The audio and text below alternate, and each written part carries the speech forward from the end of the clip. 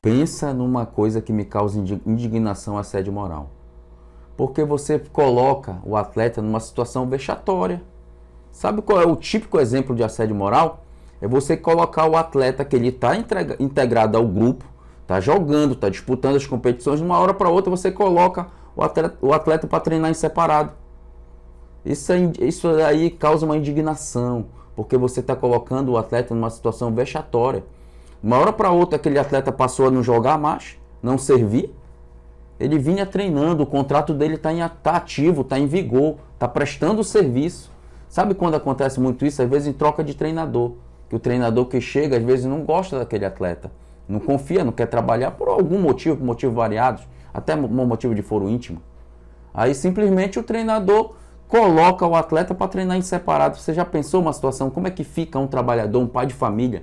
Porque é uma exposição. E o atleta, a profissão dele já expõe ele muito. Aí ele traz, de uma hora para outra, olha aquele jogador que estava trabalhando com o plantel e está treinando separado. Isso é o típico exemplo de assédio moral. Isso tem que ser combatido. Isso me causa indignação. Isso daí me causa até uma revolta. Aquela revolta de pleitear o direito do atleta, né? De brigar. Porque isso aí não tem como. Isso aí o advogado ele tem que estar com essa cartilha pronta aí. Porque isso aí vira e mexe, você tem noticiário de atleta que está treinando separado. E os advogados que trabalham nessa área têm que combater. Tem que combater, tem que pleitear e tem que ir para cima. Porque o jogador, ele não pode ser vilipendiado na sua profissão e principalmente sua imagem. A imagem do jogador é afetada, ele perde valor de mercado. Então isso é um dos assuntos, umas temáticas, e isso aí traz ganho financeiro. Por quê? Porque um assédio moral gera dano moral.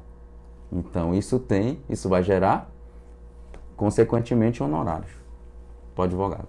Seguro desportivo, Rafael, ele é um tema que está disciplinado na Lei Pelé, e a Lei Pelé estabelece que o seguro desportivo ele é obrigatório. Os clubes têm que contratar para cobrir a questão de seguro de vida e de acidentes pessoais dos atletas.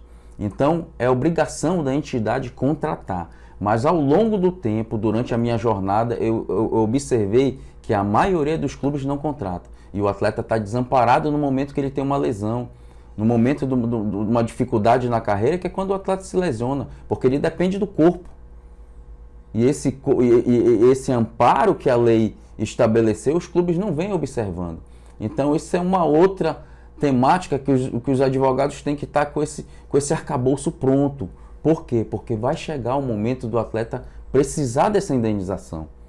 E essa indenização é pleiteada de acordo com a lei, que a lei estabelece que essa pactuação mínima, esse seguro deve atender o mínimo da remuneração anual pactuada.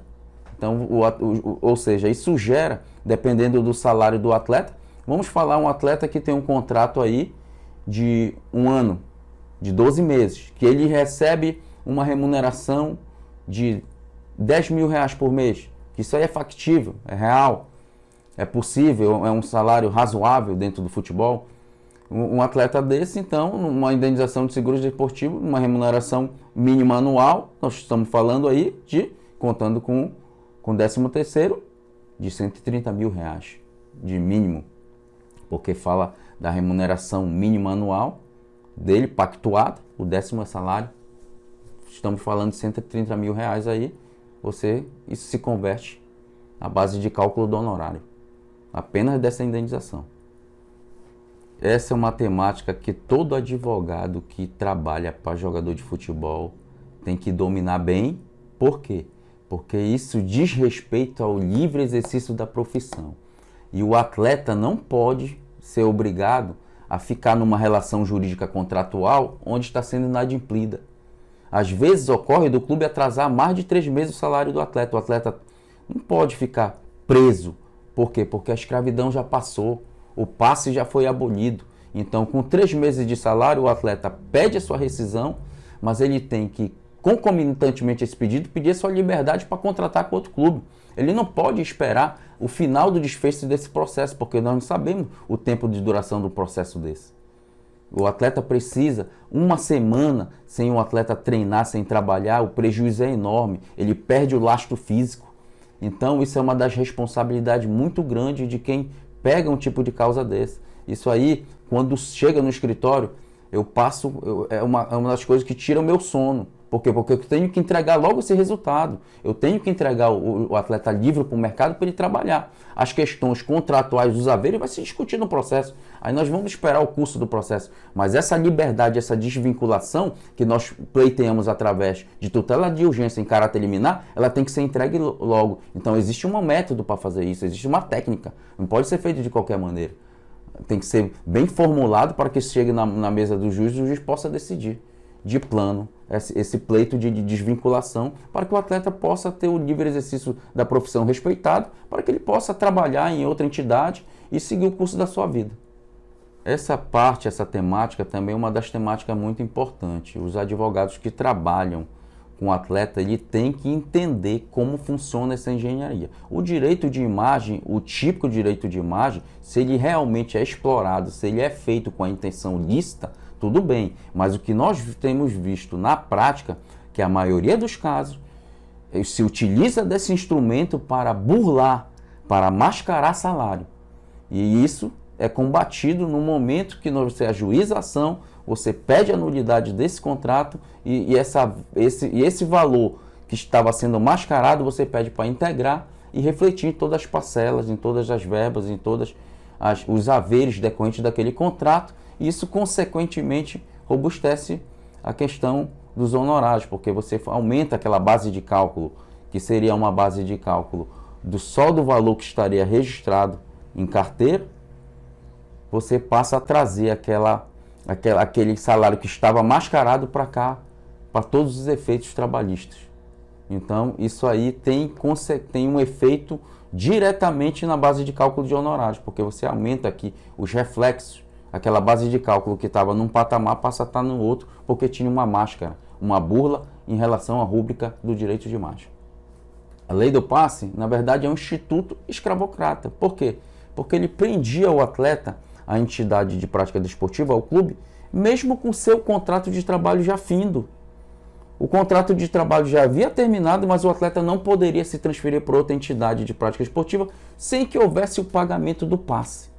Então isso foi uma luta muito grande que houve, um anseio dos jogadores que veio até o advento da Lei Pelé, que ela extinguiu com isso. E com a extinção do passe, foi colocado dentro do contrato de trabalho do atleta a cláusula penal. Aí nós passamos a evolução do passe para a cláusula penal. Durante muito tempo ficou o debate sobre a cláusula penal.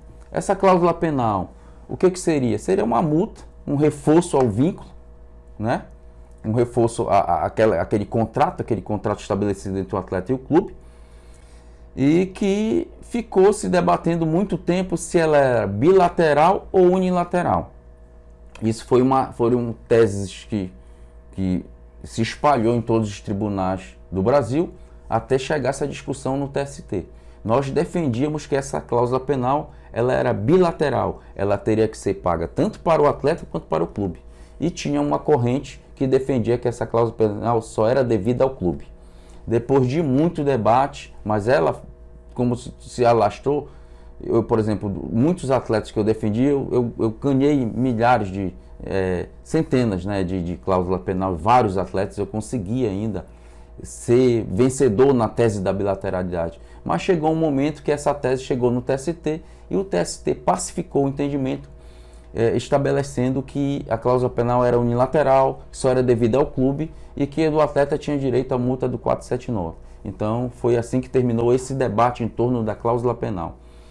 A partir disso houve uma mudança legislativa em que extinguiu a cláusula penal e estabeleceu o regime jurídico que hoje é vigente, que estabeleceu duas cláusulas, duas multas contratuais. Uma que é direcionada unicamente ao clube e a outra que é direcionada unicamente ao atleta. A que é direcionada unicamente ao clube chama-se cláusula indenizatória desportiva. A que é direcionada exclusivamente ao atleta chama-se cláusula compensatória desportiva. E ou seja, quem advoga para atleta tem que estar atento para a cláusula compensatória desportiva, porque é ela que tem o conteúdo econômico. É dali que vai sair a base de cálculo para os honorários.